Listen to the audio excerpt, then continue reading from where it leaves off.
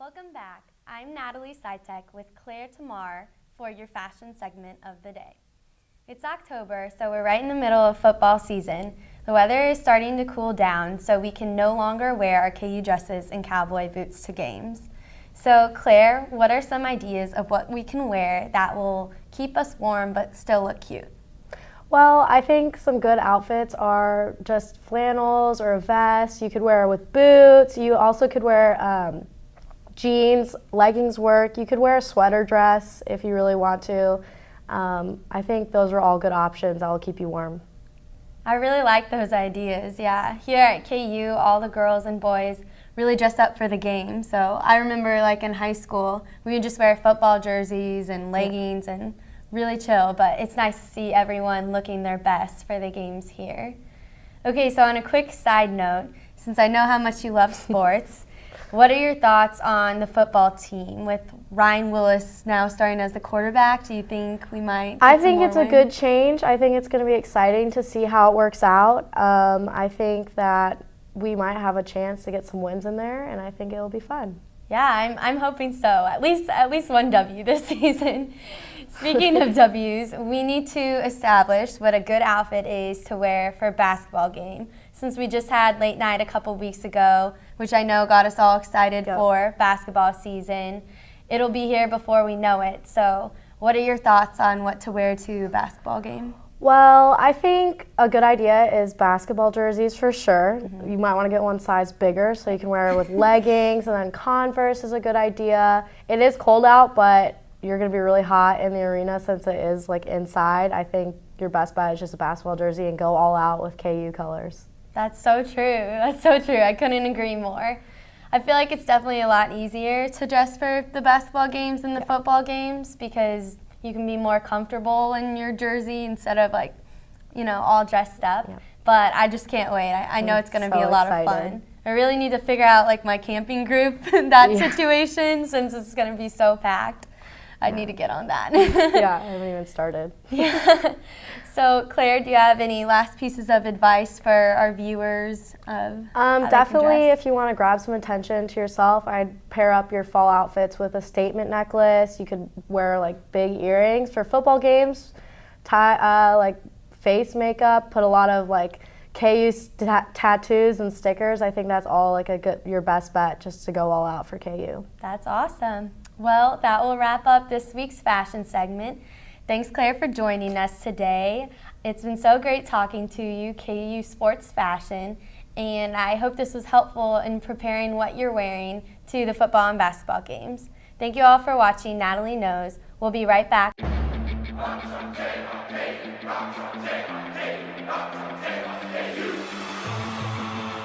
Thanks again for joining me. I'm Natalie here with Griffin Hughes and Kevin Gray.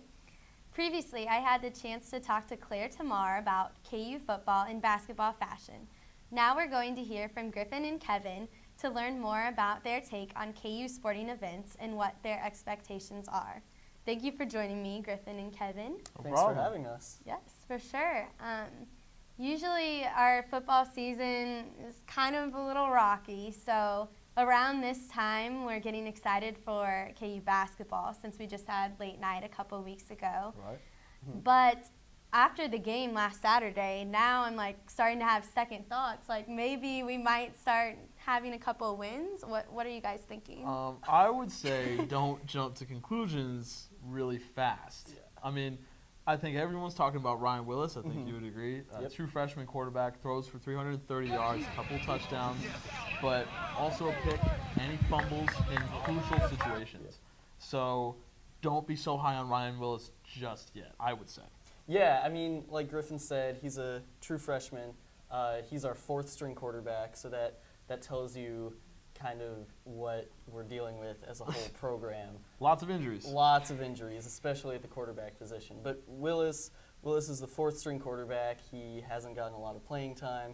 He showed promise, like Griffin said, 330 yards, a couple touchdowns. But down the stretch, when the game was on the line, he gave the ball up. Yep. And, I mean, that shows his inexperience, so there's a little bit of a positive twist you can put on it. Yeah. But right now, I wouldn't expect him to lead the Jayhawks to very many winning games.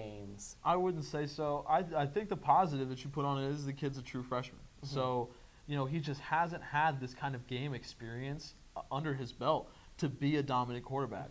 I think one day he could get to be a quarterback that you say, this is a top 5 kid in the Big 12. I'm not going to say that he's going to break into that top 3. You just know, Baylor's going to have a stud. Yep. The kid that came in the game against KU, he's going to be one of the best quarterbacks in the Big 12. Yeah, he was the second string quarterback. Exactly. And he's the same age as Ryan Willis. Yeah. And you know that TCU has some stud behind Trevon Boykin. And Charlie Strong's a great quarterback recruiter. You got Teddy Bridgewater to Louisville. Yeah. So it's just... And you forget about Oklahoma. They always have great quarterbacks. Got Baker Mayfield's younger brother over there yeah. or something. So. Texas will soon, like Griffin said, come back with more quarterbacks. So, Yeah. Willis has a positive future, but I wouldn't put him up top 3 ever, unfortunately.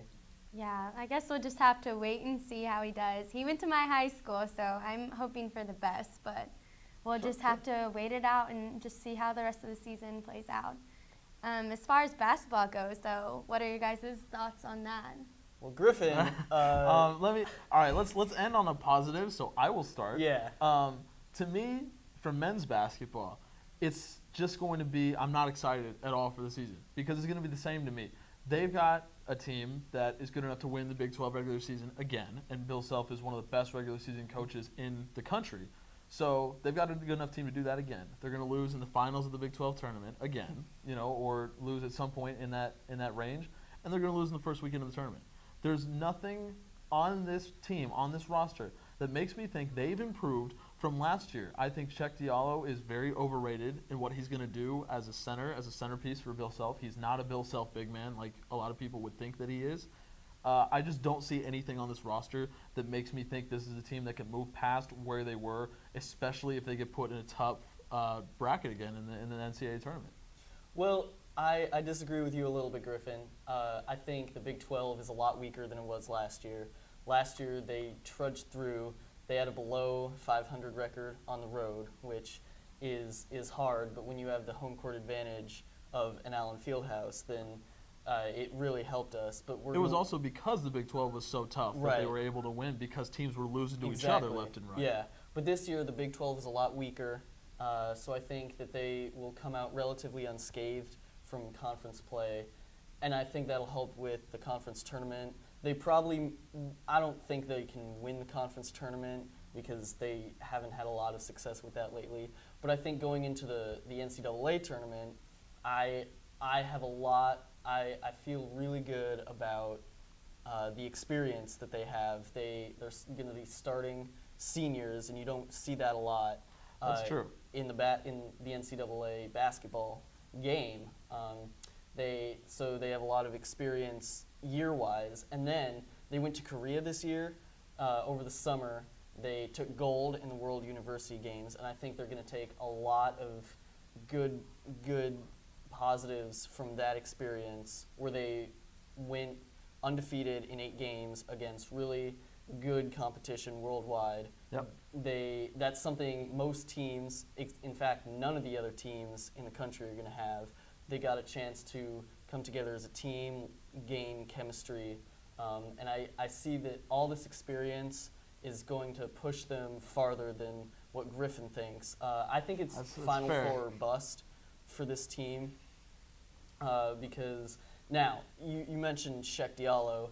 What I saw in the late night scrimmage, he looked slow, he looked sloppy, but I think as the season progresses, he'll clean up the sloppiness, he can gain the quickness, but it's really hard to consistently beat a lengthy athletic defender like Cheikh Diallo seems to me to be. I see what you're saying. For the record, this is Her Campus TV. I'm way more excited about the women's basketball season than the men's basketball season. It's not even a question. Way more excited. Definitely. Well, we have our new coach now, too, so it will be exciting I to see. love Coach Brandon. Oh, yeah. I'm a huge Coach Brandon Schneider fan. Really. Absolutely. Yeah. Well, I'm looking forward to both seasons. I hope I see you guys at some of the games. Definitely. Look down courtside. Yeah. Hopefully. Well, thank you all for watching Natalie Knows. We'll be right back with Jayla and Kim for a recap of events in Lawrence this week. Don't move.